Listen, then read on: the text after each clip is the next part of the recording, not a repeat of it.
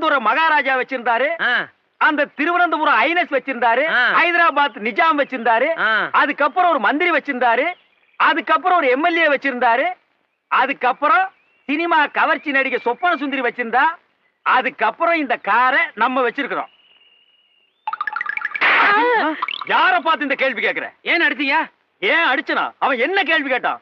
ஏண்டா என்ன பார்த்து ஏன்டா இந்த கேள்வி கேட்டா? சொல்றா. அது ஏன்டா என்ன பார்த்து அந்த கேள்வி கேட்ட? இத்தனை பேர் இருக்காங்களே, கேட்க கூடாதா? சொல்றா.